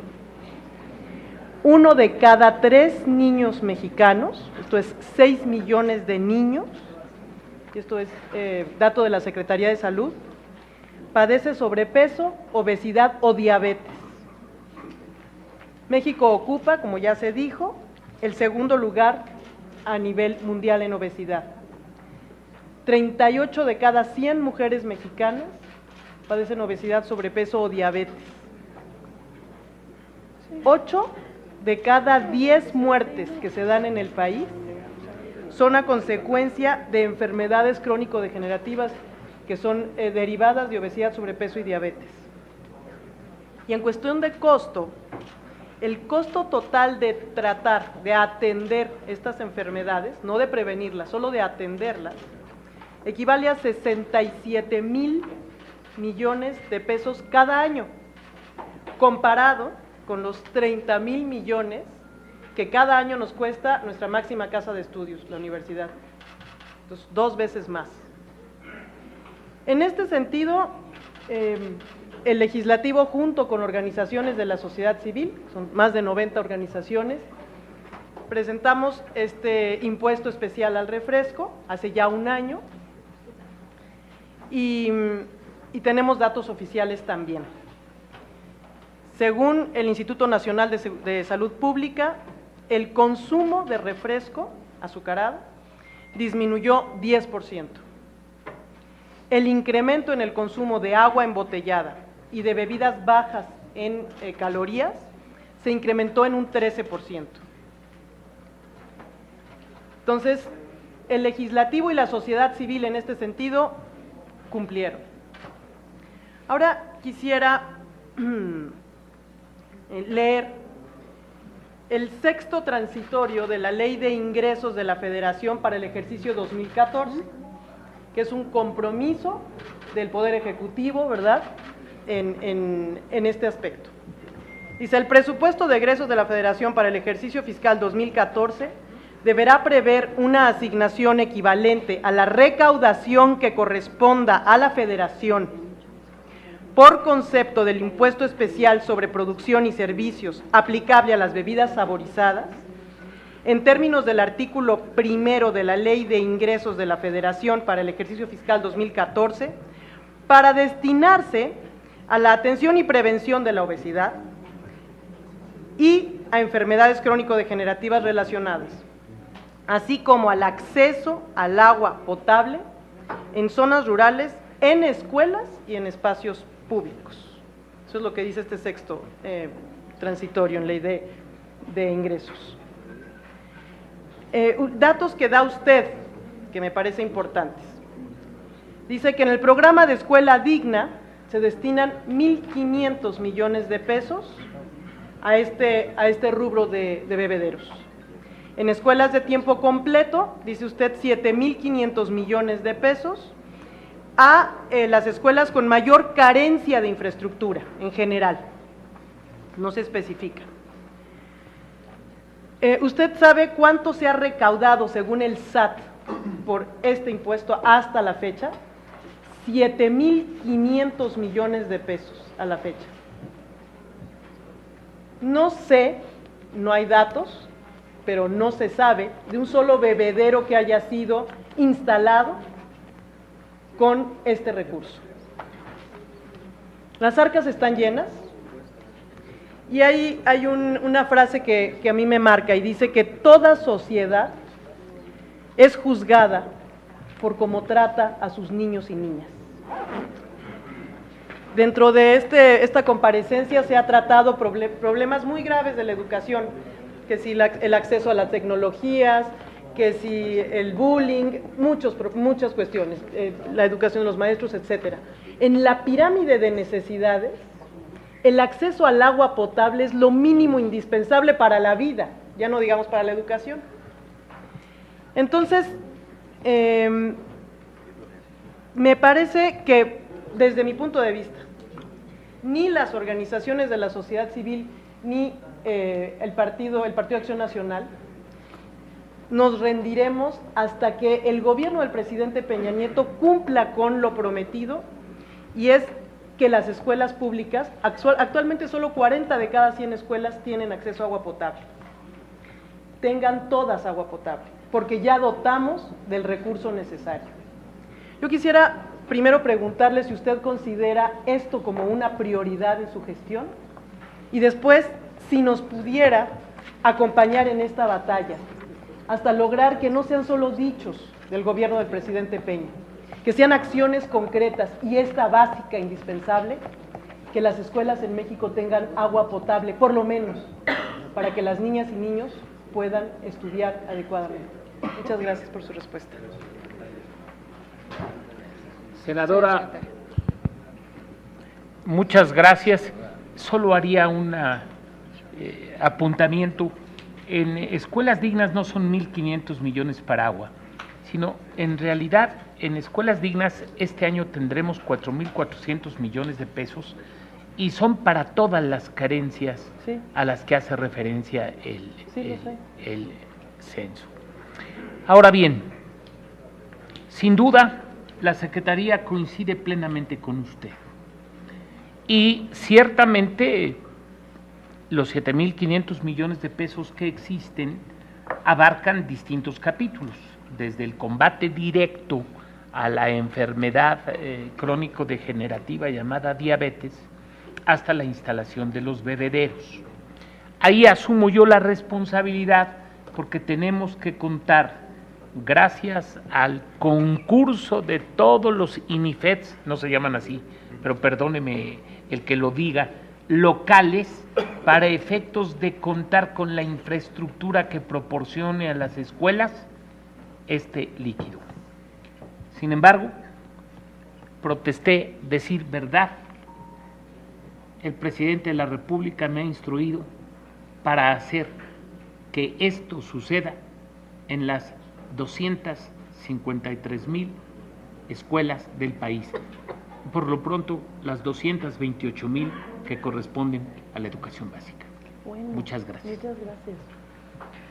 Para concluir y cerrar esta última ronda, tiene la palabra el senador Daniel Amador del Grupo Parlamentario del Partido Revolucionario Institucional. Señor secretario, después de un poco más de 4 horas, donde hemos, de alguna manera, en este ejercicio republicano y democrático, participado en la glosa del segundo informe del Gobierno de la República que encabeza el presidente Enrique Peña Nieto, el tema educativo, toral y fundamental para el desarrollo del país, nos hace que reflexionemos y que hagamos compromisos juntos por alcanzar los objetivos que todavía están pendientes en un proceso inacabado de esta gran reforma educativa. Sin duda la preocupación del presidente se manifestó cuando, en los albores de su gobierno, la primera iniciativa de fondo que envía para transformar este país, y fue el 10 de diciembre del 2012, fue la reforma educativa. Una reforma educativa que pretendió y pretende revolucionar, transformar los esquemas nuestros en esta área para darle a las próximas generaciones un futuro distinto, más claro, más preciso, de mayor beneficio para todos. Si bien es cierto, en este México de contrastes, en estos varios Méxicos que tenemos, la tarea no ha sido fácil. Las resistencias a abatir inercias, partiendo inclusive de los propios maestros e inclusive, por qué no decirlo, de la propia cúpula sindical, generó que verdaderamente llegáramos a fondo en un análisis y debate de la consolidación de esta reforma. Participamos todos los partidos políticos. Si uno se subía a un taxi y le preguntaba al taxista si había que mover a México en la educación, decía que sí. Si íbamos a un mercado público y veíamos y hacíamos la pregunta de que si teníamos que cambiar la educación en este país, y decían que sí. Si íbamos al sector medio popular de este país, todos querían una educación diferente para sus hijos. Creo que recogimos ese compromiso los legisladores e hicimos la tarea, sin distingos de colores partidarios. Y como bien lo ha dicho el presidente, el legislativo ya hizo su parte, ahora le toca al ejecutivo cumplir con la suya. En ese sentido, entendemos que en 21 meses, casi 22, pues es, bueno, casi ya los 2 años, faltan muchas cosas por hacer.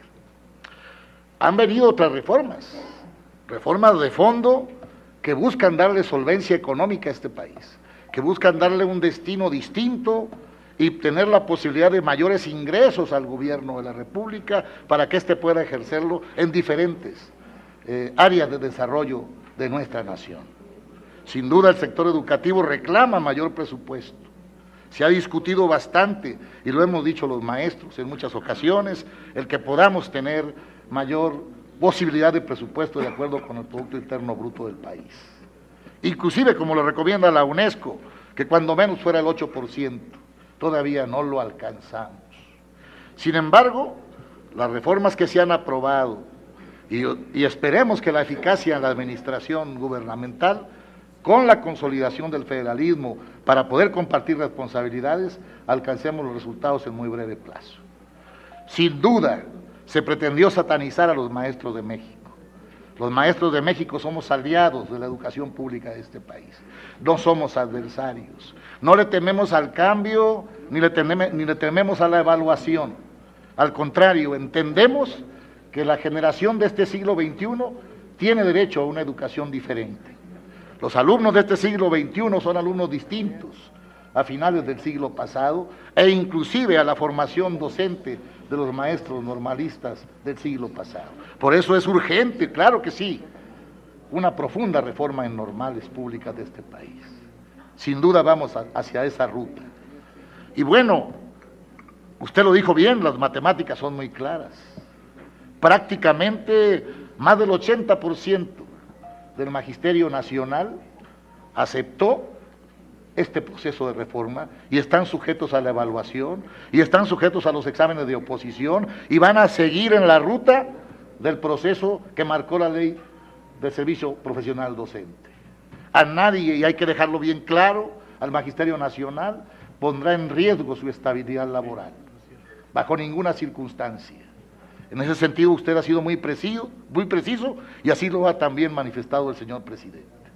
Por lo tanto, sin duda vendrán mayores aspectos a revisar en los tiempos por venir y este Senado de la República, y así es, sin duda estamos todos los senadores de la República dispuestos a seguir participando.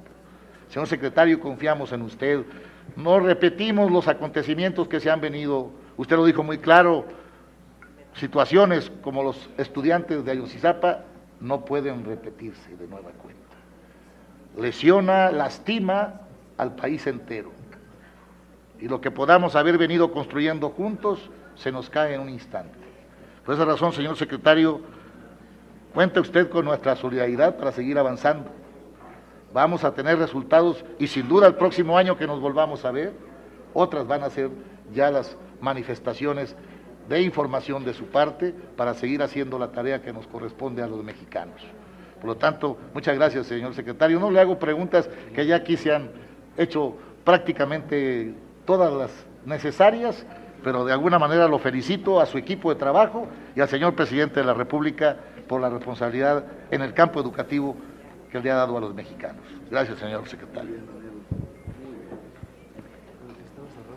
Gracias, señor secretario. Gracias, señor senador. Señor secretario, agradecemos sus comentarios, sus precisiones en esta comparecencia. Sin duda ha sido de apertura, de diálogo, nos ha hecho recapitular sobre los logros que se han tenido, también sobre los retos y definitivamente hacia adelante seguiremos hablando en los acuerdos, insisto en la apertura que este Senado mexicano tiene con el Poder Ejecutivo en este balance de poderes que son fundamentales. Le cedo el uso de la voz al presidente de la Comisión de Educación. Gracias a todos. Sé que algunos todavía quedaron con la inquietud de poder participar, solamente por respeto al formato previamente acordado, nos quedaremos con algunos pendientes. El Senado es un espacio de libertad, es una caja de resonancia, es la representación de las entidades federativas y México es un país que lleva prisa y la sociedad quiere resultados, resultados y más resultados. Y quiere de parte de la Secretaría, al igual que del resto del gobierno federal y los gobiernos estatales y municipales, respuestas concretas, estratégicas, tácticas, para saber cuándo, cómo, con quiénes y con qué recursos vamos a acompañar la tarea. El día de hoy hemos escuchado diferentes expresiones y en sentido estricto difícilmente puede haber conclusiones. La conclusión es un pensamiento que se detiene y aquí el pensamiento no puede detenerse. Tiene que tener punto y seguido o punto y aparte.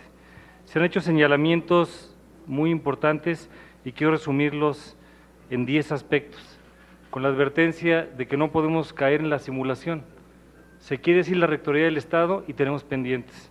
Se quiere descentralización con mayor transparencia y eventualmente con mecanismos de corrección, pero hay evidentes signos de centralización todavía. No podemos tampoco incurrir en evasión de responsabilidades.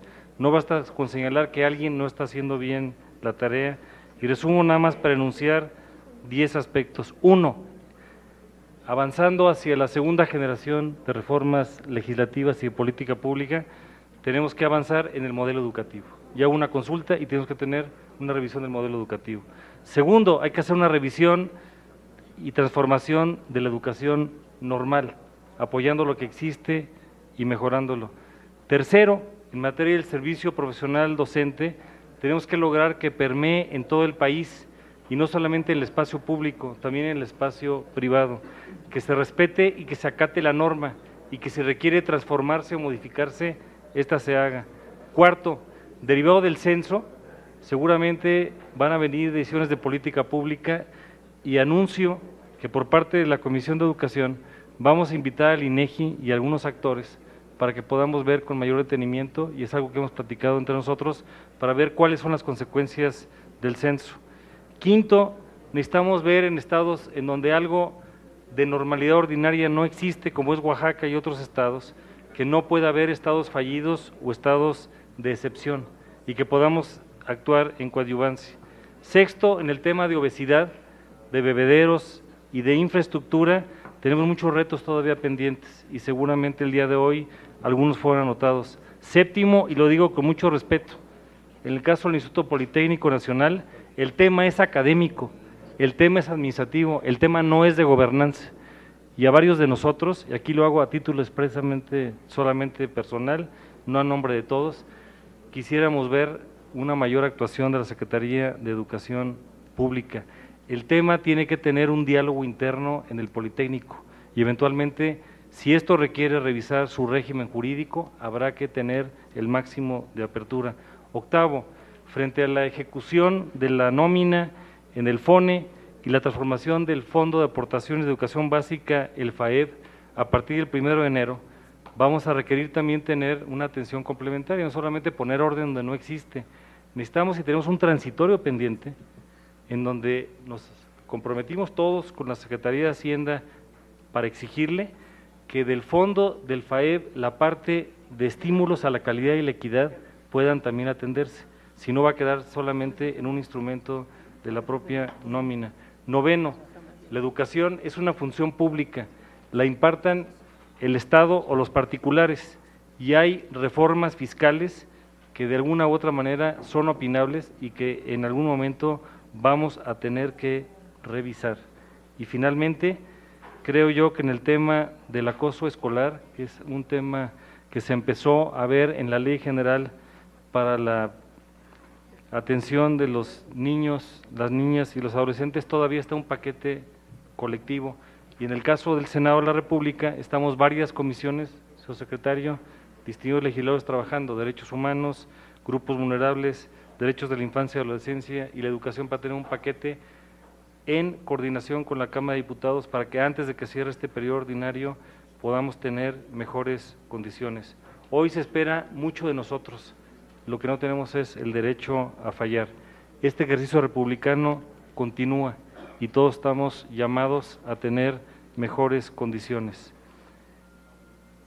La versión estenográfica de la reunión será remitida a través de la mesa directiva al Ejecutivo Federal para su conocimiento y a todos los que el día de hoy interactuamos también para hacer de esto un proceso más público. Quiero también comentar que el día de ayer, ante la Comisión de Educación, algunos de nosotros, la sociedad civil nos entregó algunas preocupaciones que tenía, que ya hemos entregado al señor secretario, en este proceso de diálogo, porque los dos actores fundamentales de la educación son los padres de familia y los maestros, y necesitamos incorporarlos cada vez más. Buenas noches a todos, muchas gracias, es cuanto. Con esto concluye esta comparecencia del secretario de Educación Pública, Emilio Chaufet, el cual manifestó que su informe se dividiría en dos. El primero de ellos es referente a los avances de la reforma educativa y el segundo habla sobre los logros alcanzados precisamente por esta secretaría. Referente a la reforma educativa, el funcionario manifestó que esta reforma da apertura de debate, no de aislamiento e intolerancia, por lo que informó que al momento se han realizado 18 foros regionales y 3 de ellos nacionales para la reforma del modelo educativo, en lo que, según dijo, participaron 28,000 pedagogos y expertos. Además, aseveró que para el programa de reforma educativa se destinaron 7,567 millones de pesos para fortalecer la autogestión escolar y con ello que se mitigue el rezago de 20,000 escuelas. Por otro lado, referente al tema de los logros alcanzados por esta secretaría, el licenciado Emilio Chaufet aseguró que dentro de los programas Escuelas Dignas, al momento se han invertido 1,653 millones de pesos en beneficio de más de 4,000 escuelas y que dentro de la cobertura de educación superior creció un punto de 32 a 33%, con la apertura de 5 universidades tecnológicas y 7 politécnicas. Finalmente, los legisladores cuestionaron los trabajos y las acciones que ha emitido la Secretaría de Educación Pública. Bien, pues por mi parte es todo. Muchísimas gracias por su atención.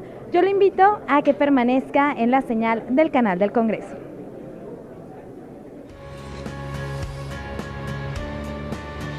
Canal del Congreso, el canal de la Unión, presentó.